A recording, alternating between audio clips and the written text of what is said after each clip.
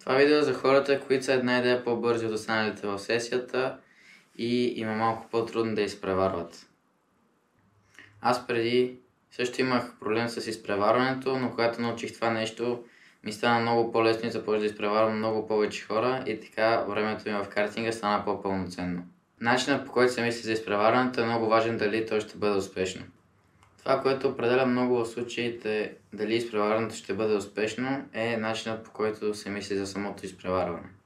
Първият начин е да се мисли завой за завой, настигаш някой, видиш, че той е пред тебе и се движи по-бавно и му влизаш веднага на първия завой или чакаш да му покажат син флаг. Вторият начин е, караш, виждаш, че той е по-бавен от тебе и по начина, по който кара, до някъде се разбира как ще вземе следващия завой.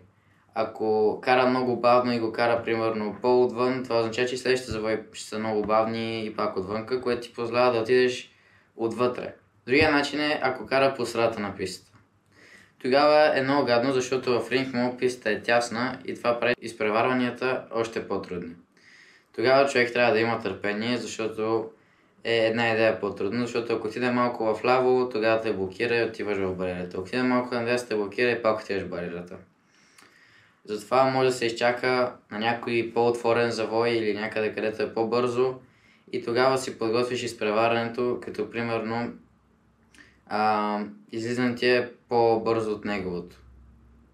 Да кажем, отваряш повече завоя и го пресичаш по средата на завоя, пресичаш му линията и после следващия завой сте или наравно, или ти вече му дърпаш. Тогава можеш да му сигнализираш по някакъв начин, че ще го изпревариш, ако той не се осъзнае.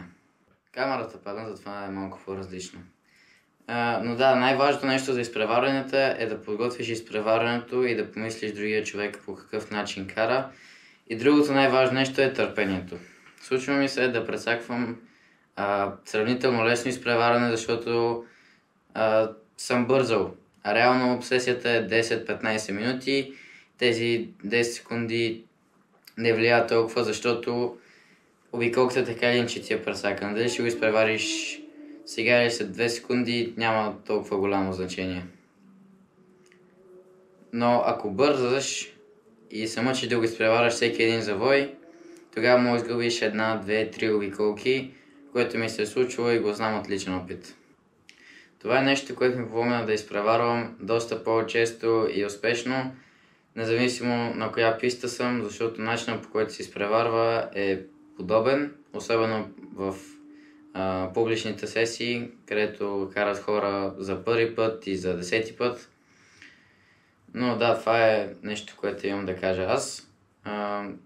Внимавайте, защото наистина има някои хора, които не знаят къде се намират и тогава може би е по-добре да се изчака син флаг.